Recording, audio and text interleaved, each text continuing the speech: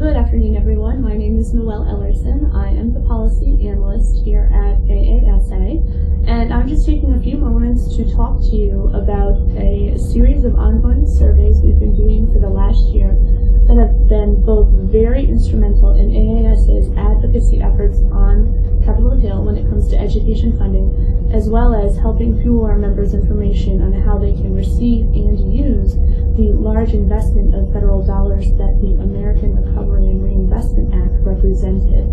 First, I want to say thank you to all of our members who continue to support our surveying efforts by taking the time to complete these surveys.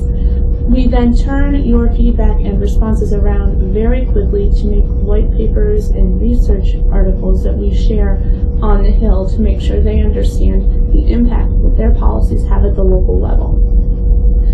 As I record this message to you, we are in the middle of the sixth survey in the economic impact surveys. It's been 1 year since we started the surveys at the peak of the economic downturn, looking specifically at how schools were being impacted.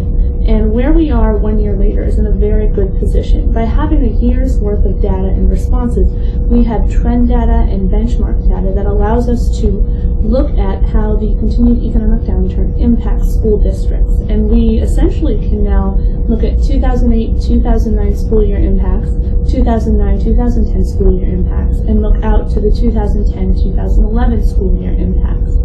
What the interesting dynamic, as you're all very well aware, is that when the economic impact or the economic downturn started, you had already budgeted and passed your budgets for the 2008-2009 school year. And as the past year wore on, and you started using your 2009-10 budgets and you were finalizing those, we were able to see the true impacts, where the cuts were being made and where the need for funding was. And this latest survey is a continuation of that. It looks not only at where you were in 2008-09 and the 2009-10 school year, but we're looking at how the downturn continues to impact you all at the local level.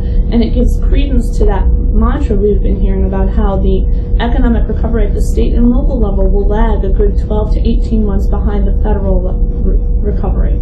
And that's important to note because that 12 to 18 month lag coincides with what we're going to call the funding cliff, or the end of the stimulus dollars. So the data and the feedback you continue to give us is rich. By virtue of the large participation we had in this sixth survey, the largest response rate we've had for a national survey, with 49 states completing responses, some states had such large N size or sample responses that we are also running state-level analysis as a way to say thank you to our members who support us, because so many of these stimulus dollars are also available and have repercussions at the state level, that you can use these talking points that are state-specific to you in your conversations with your governor, your state legislature, and your state secretary or superintendent of education. So I'm going to go back to my desk right now and finish writing up the analysis and get those reports and PowerPoints out. I do hope that you will look at the report and use them in your discussion and continue to give us the feedback that proves invaluable to the work we do. Thank you very much and have a good day.